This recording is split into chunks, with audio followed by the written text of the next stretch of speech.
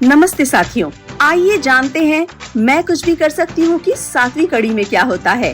मैं कुछ भी कर सकती हूँ, मैं कुछ भी कर सकती हूँ। पॉपुलेशन फाउंडेशन ऑफ इंडिया की प्रस्तुति, यूनाइटेड नेशंस पॉपुलेशन फंड का सहयोग और बॉम्बे लोकल पिक्चर्स द्वारा निर्मित। मैं हूँ स्नेहा, डॉक्टर स्नेहा माथुर। ये मेरी जिंदगी के डायरी के कुछ पन्ने हैं, जिसमें कुछ गुजरे पल हैं। ऐसे पल जिन्होंने हर मुश्किल रास्ते पर मुझे चलना सिखाया, मेरे अंदर आत्मविश्वास भरा, ताकि मैं बेहिचक कह सकूं कि मैं कुछ भी कर सकती हूँ। मेरी बहन सीमा के कोख में 2 बार बच्चा खराब हो चुका था। हमें बार बार यही बताया गया कि ये अनहोनी थी, लेकिन हम में से किसी को भी ये खबर नहीं हुई कि ये सब उसके साथ जबरदस्ती किया जा रहा था। सीमा की रिपोर्ट आ चुकी है। माँ, ज्योति, आप लोगों को जानना नहीं है कि इस बार क्या है?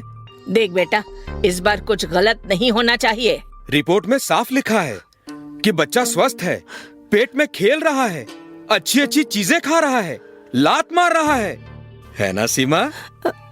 हाँ। पर क्या फायदा पेट में लात मारने का? हमारे मुंह पे तो तमाचा पड़ा है ना। इसके पेट में जो है वो लड़की है, और लड़की तो हमें चाहिए ही नहीं, है ना सीमा? अब भाग्य को बदल नहीं सकते, इसलिए हमने सारा इंतजाम करवा लिया है। अरे ऐसे घबरा क्यों रही हो? ये 3री बार है, सोचा इस बार तो कम से कम लड़का ही होगा। 3 बार हम मौका दे चुके हैं तुमको, तीनों बार तुम फेल। लेकिन ये हमारे हाथ में नहीं है। तो हमारे बेटे के हाथ में है क्या? इसके हाथ में होता तो लड़का ही होता, लड़की तो होनी ही नहीं चाहिए ना। इस बच्चे को हम खोना नहीं चाहते। हमें पूनम दीदी ने बताया था कि बच्चे का लड़का होना या लड़की अकेले औरत की बात नहीं है, ये आदमी की क्रोमोसोम यानी गुणसूत्र पे निर्भर करता है। बड़ी आई हमें सिखाने वाली। हमारे साथ रहना है तो अभी इसे गिरवाना होगा, कह देती हूँ मैं। तुम्हारा सामान पैक किया हुआ है, गाड़ी में रखा है, चलो उठो। ऐसे मत कीजिए। हमने जो तय कर लिया है वो कर लिया है। हमारे भी कितने अरमान थे। लड़का होता तो उसके साथ क्रिकेट खेलते, पहलवानी करते। चलो चलो, हमारे अरमानों पे पानी फेर दिया है तुमने। आओ चलो। माँ, आप ही समझाइए। नहीं। कोई गलत बात तो कर नहीं रहा कि हम समझाएं। माँ, लेकिन एक बार तो। तुम मुंह बंद रखो, समझी? जाओ बेटा, ले जाओ। नहीं चलो। नहीं, छोड़ दीजिए। नहीं, हमें छोड़ दीजिए। काश मुझे सब पता होता और मैं कुछ कर पाती। उधर मेरे अपने घर में मेरी भाभी रत्ना एक के बाद एक 3 बच्चे जन्मने के बाद 4थे बच्चे की वजह से बहुत कमजोर पड़ गई थी। शुक्र है कम से कम मेरी छोटी बहन प्रीता ने सब संभाल रखा था। अरे प्रीता, पेश है खिदमते भाभी, एक पौष्टिक थाली जो है हर माँ की जरूरत। टिंग टोंग। मेरी प्यारी ननद जी, मेरे चक्कर में आप खाना बनाना सीख लेंगी। बिल्कुल सही, आपकी हालत ने हमें खाना बनाना सिखा दिया। देखिए तो क्या क्या है। देखूं? ये देखिए, साग, इसमें आयरन है, इसको खाने से शरीर में खून बनेगा। चख के देखती हूँ। कमाल का है। दाल भी चखिए, इसमें प्रोटीन है।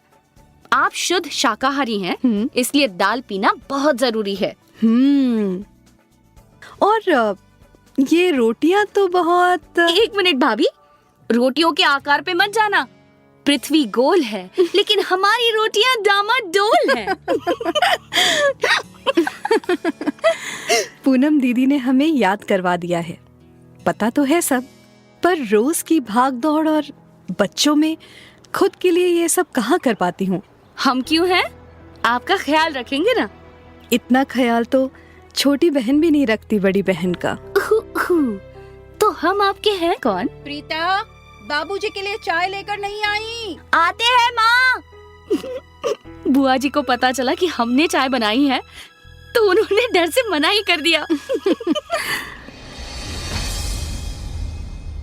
कल करवा चौथ की रात में घर पर तमाशा बन गया था। भाभी बेहोश हो गई। पूरब भैया एक तो देर से आए, ऊपर से नशे में। नशे में इंसान अपना विवेक खो देता है, नीचे गिर जाता है। पूरब भैया ने इसी नशे में बाबूजी पर हाथ उठाया। बाबूजी के लिए इससे बड़ा दुख और क्या हो सकता था। बाबूजी, आप अखबार पढ़िए और आज आपके लिए डिक्शनरी से मतलब हम ढूंढेंगे। जब जवान बेटा अपने बाप पर हाथ उठा दे तो जिंदगी के सारे मतलब, सारे मायने बदल जाते हैं बेटा। पूरब को हम समझाते हैं जाकर, आप परेशान मत होइए। वो भैया सुबह ही निकल गए। हमसे जितना हो सकता है हम करेंगे। हम रत्ना को बहू का प्यार दे सकते हैं, लेकिन रत्ना को इस समय पूरब के साथ की जरूरत है। और हमें शर्म आती है कि हमारा बेटा एक अच्छे पति का फर्ज भी नहीं निभा पा रहा है। मेरी इस डायरी के बाकी पन्नों में है आगे की कहानी, जो कभी अधूरी है तो कभी पूरी। अगली कड़ी में हम फिर मिलेंगे।